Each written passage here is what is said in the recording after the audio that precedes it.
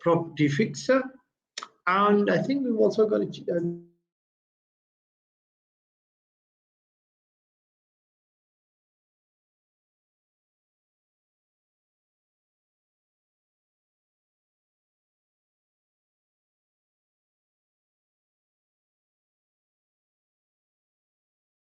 right, okay, right, we sorted that out. Unfortunately, the property fixer, Lakhi Singh, is not going to be available this week for some reason, not sure.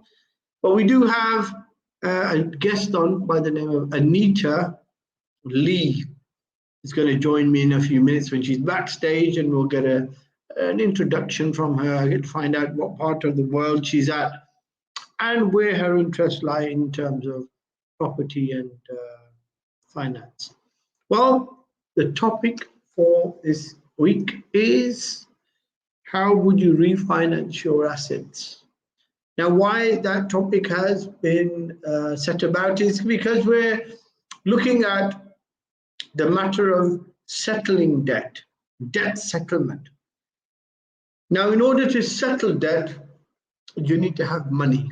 It's all right talking to the banks and saying to them, look, I will refinance, I will bridge out, I will get a share of my inheritance. But if you don't have the money and you can't pay them, the banks will proceed for repossession. They're not going to wait any longer than they need to. So this topic is important so that people out there who are in difficulties before the new year take time out to think, how are you going to refinance your assets? How are you going to raise money and to be able to pay off the banks and your creditors?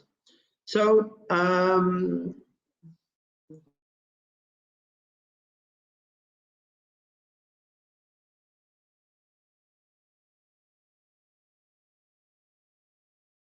right, okay, so there is a whole list of means to raise equity.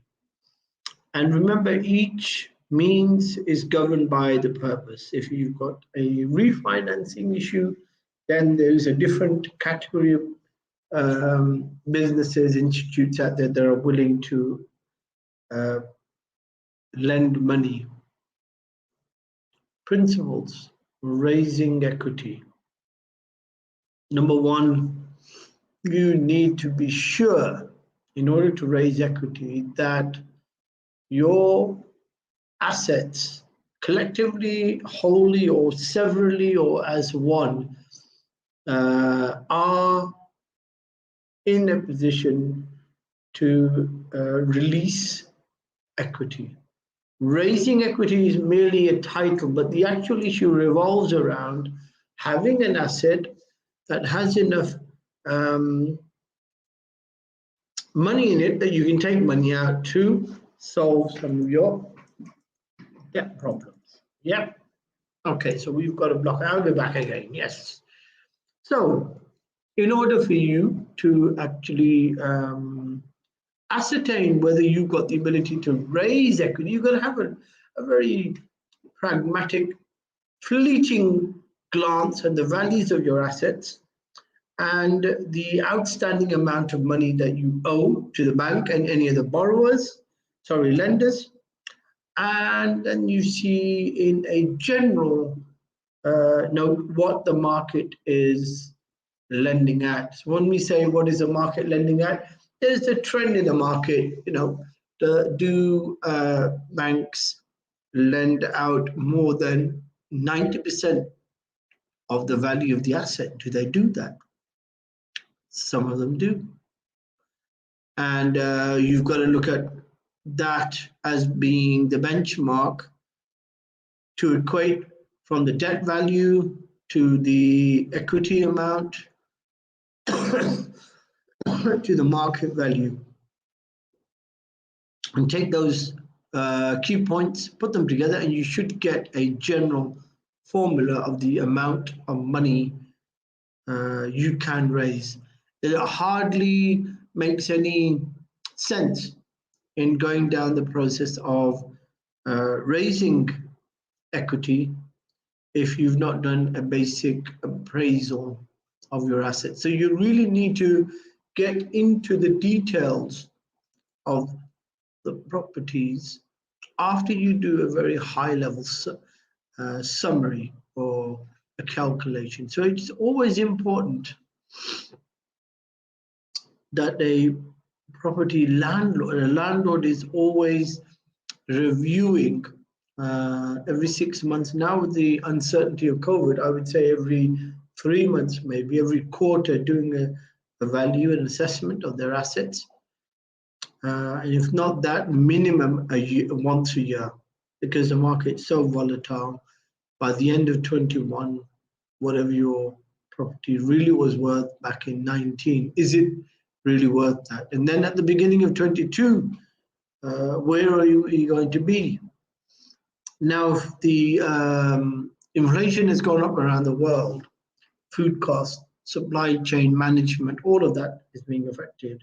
What is the value of your assets now? So it's important that we do a regular review of the value of the assets so that we know there is a chance for us to raise equity. It's hardly worth taking out the exercise if you know your properties are totally hilted. They're already at 98% loan to value or 95 plus, because you've been borrowing over the years and you owe lots more money to the bank than the assets are worth, or XYZ, anything like that. You should have a hard look every quarter and then once a year minimum to establish where your properties are. Now, the topic is raising equity. So let's go to the reasons you may need to raise equity. And one most important primary reason will be the requirement to settle debts. For an outstanding debt, you don't have sufficient cash in the bank, and you want to take the money out of the assets because they're worth more now than they were when you purchased them. Bearing in mind, anybody who purchases a property is doing it for capital gains. Nobody buys a property to lose money from the property or to know that they have more debt to service. The objective of buying properties is to take advantage of capital gains. Now, the main problem you've got is the market has been extremely volatile in the past 5 years, and we keep getting these real steep peaks and troughs around the value of property in the property market in general. Now, in order to understand where the values are, it's always clever to use an independent surveyor of some kind. Give him the agreed fee and employ him to go through your assets and do an assessment and appraisal of the value of your assets. If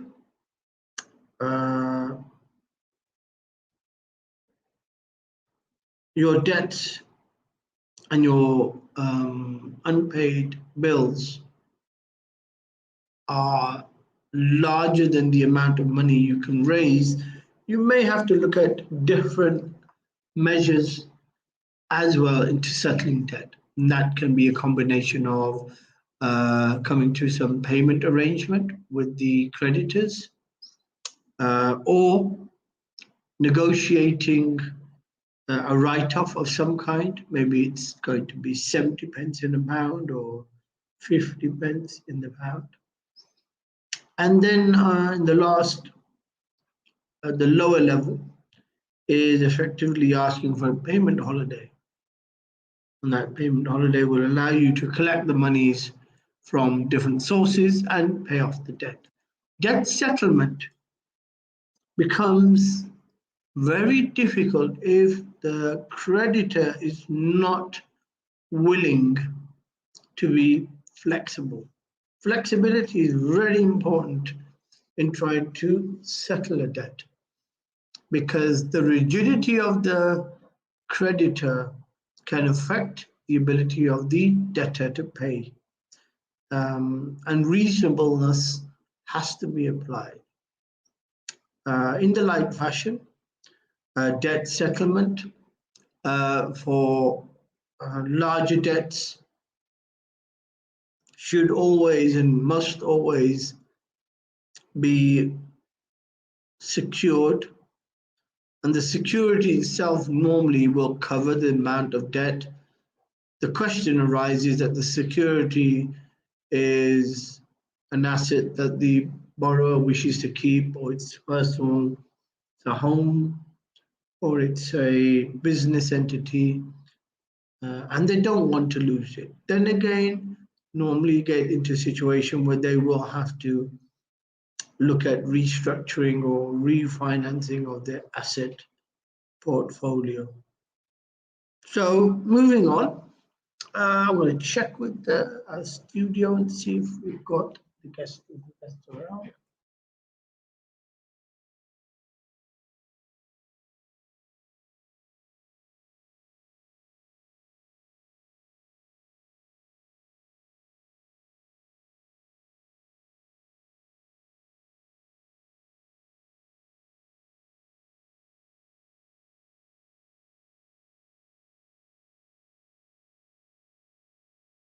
Okay, so we're back on topic.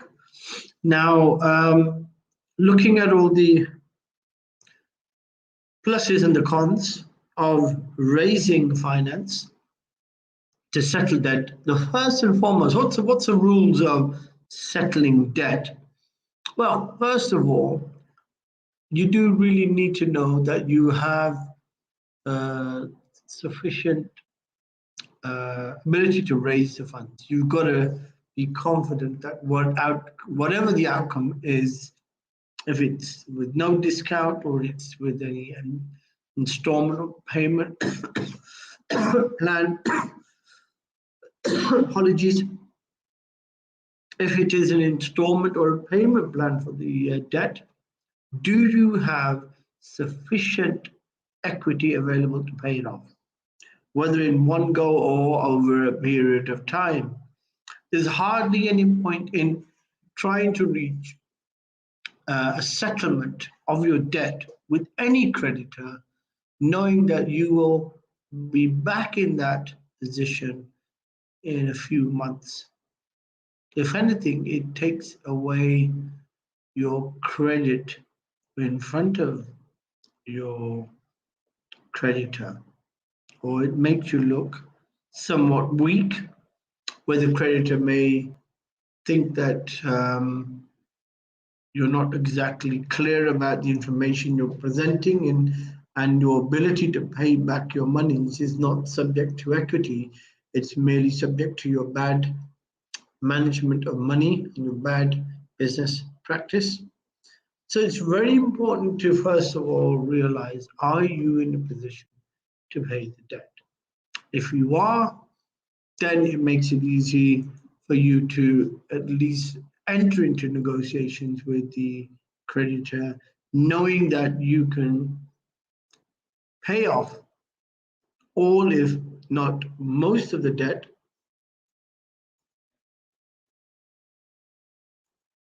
with a mind to paying the debt in full. So let's go to a separate second matter. First, you've just worked out whether you have the money to pay off the debt in full, or at least, if not full, a majority of it, and the remainder may be subject to negotiation.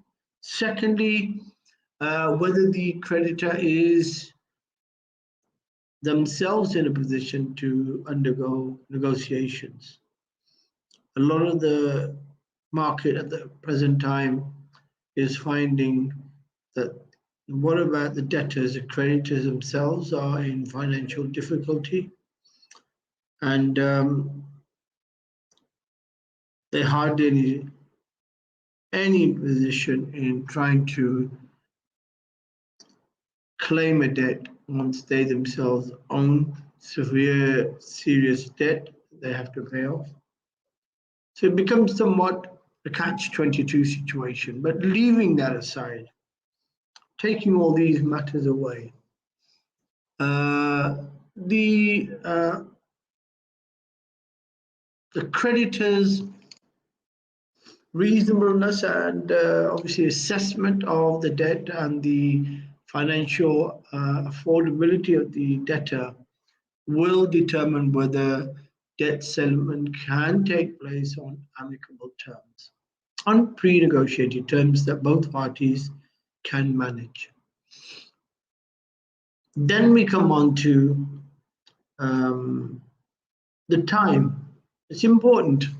You can say you want to pay the debt, but if you want to pay it in an unreasonable time that the creditor doesn't have the benefit of that money, normally debt settlement is difficult. So debt settlement isn't just about paying the money, it's about paying the money in time. Now the word in time, or within a reasonable time you can call it, is maybe one of the major contested items in debt settlement, because you can turn around and say, oh, I'll pay you, £1 million. If I turn around and say, I'll pay you £1 million in 10 years, well, that's only 100,000 a year for me. So what about the rest of the money you're paying me back? Why not sooner? So the period is very important to know, because it's the difference between debt being settled or accepted to settle and debt being a debt. So a bit of good advice is make sure the terms of that settlement are reasonable. After we've cleared the time in the payment, we look at our own credit conditioning. Now, in order to be able to raise money to pay off a debt, you need to have a good credit file. Credit file is key to everything. Without a good credit file, you're not going to get money from your assets. No one's going to trust you to pay you any money. You got to make sure you've got on top of your credit file. Your credit file should be good and on the strong side. So the bank is confident about giving you money because you can genuinely pay it back. I'm inviting anyone got a question to ask on this topic, please talk to us. We know it's a stressful month, but a couple of weeks left. It's going to be the New Year's holiday and the Christmas holiday.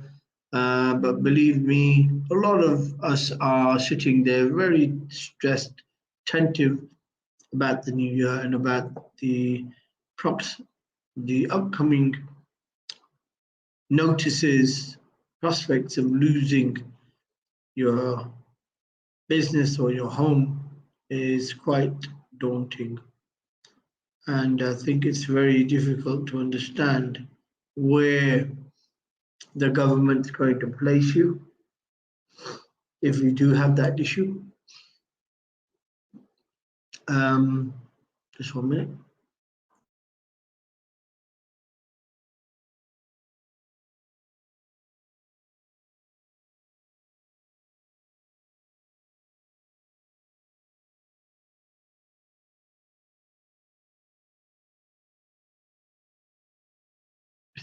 Right, yo. So we want to move on to saying, right, okay, what are the different ways that you can raise money?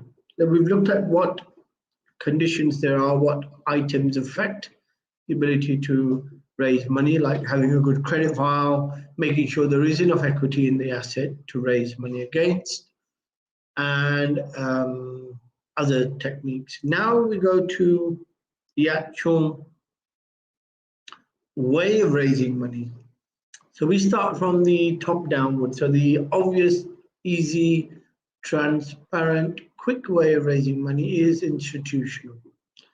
If you've got good credit line, you've got a good job, you've got the strong, profile, you're in a good financial position, your equity is strong, you've got a strong portfolio, good income, then it becomes quite straightforward to look at institutional refinance, which normally works out very much cheaper than private lending houses.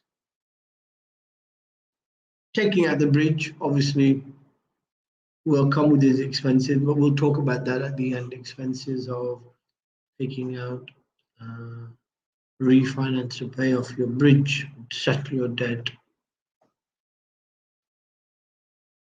So the first thing, obviously, is at the top of the chain, most important thing starts with credit and equity in your assets, as we discussed. Institutional lenders will do that, so that's easy. Make an application, have an IFA visit you, do an assessment, and confirm whether you can or cannot raise any equity, pay off your debts.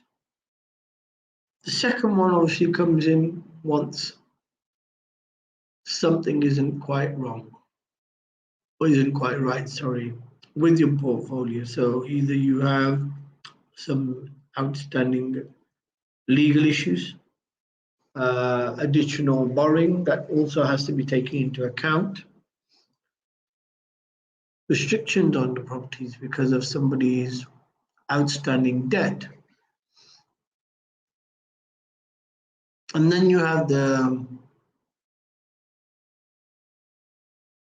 matter of the asset being owned by more than one person. When you have more than one person owns the asset, then effectively you are required to take permission.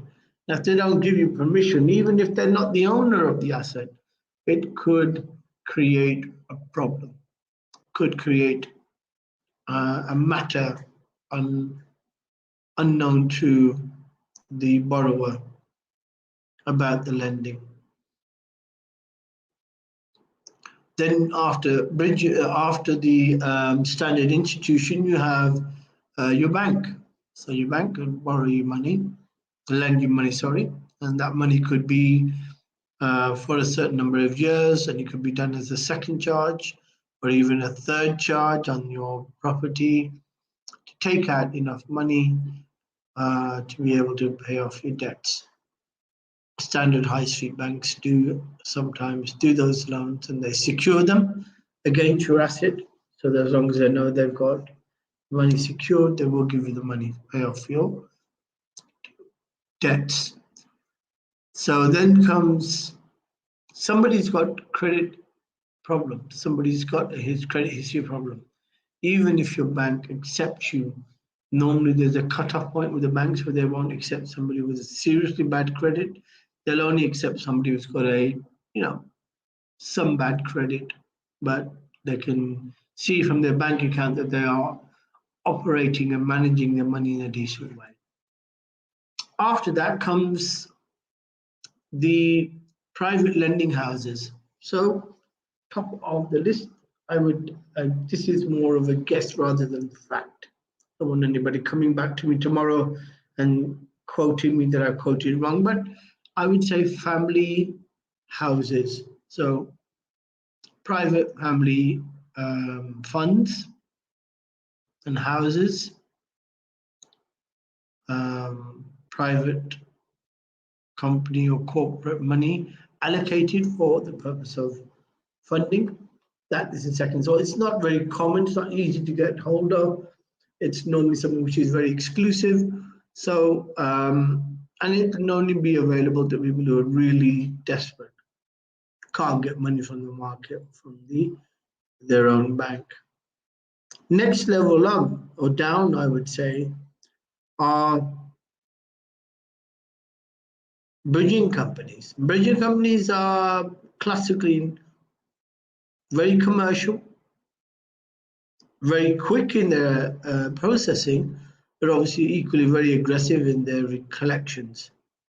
It's a big risk to take, and you need to understand it. Go into bridging and don't understand the default clauses or the style of the bridge and what has to be paid back, you can end up losing everything. Then after the bridging companies comes the lowest level is the sharks. These are loan sharks who will borrow money. There may be a local company, and there may be an individual, and there may be a local backstreet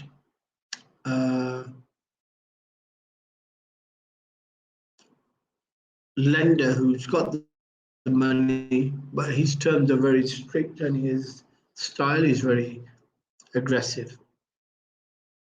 And then the lowest level is taking personal money from family or friends. Never recommended to be taken from people you think are friends are not really, or people you don't really know that well. Always consider that as an option if you've got friends who are very close, who would be willing and happy to pay you that money across and under some clear terms, and they'd be very flexible. So these are the various parties that you use to raise finance and obtain monies, liquidity to pay down your debts or settle your debts. And a lot of that can be done yourself, but it's advisable that you take some help or support from professional companies that understand the nature of settling debt or how to talk to your lenders or your creditors. So do that if you don't want to make any mistakes.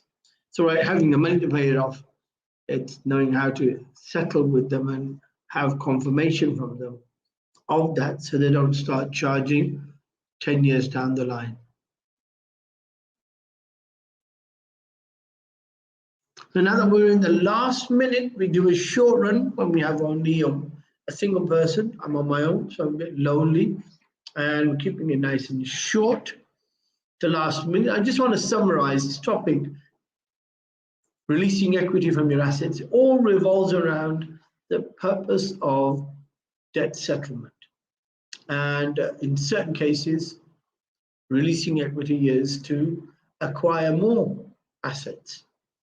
Either way, it's important that all those key features that will be mentioned, the credit file, the loan to value on your assets, the regular review and costing and evaluation, bank values, and the bank terms and conditions, all these things are issues you must be looking out for and must be aware of once you are attempting to raise finance from your assets, in particularly when you're trying to settle your debts. Thank you, and I will speak to you next week, Monday. Same time, 8 a.m. to 9 a.m. Lakhi Singh, the Dry Time Live with the Property Fixer.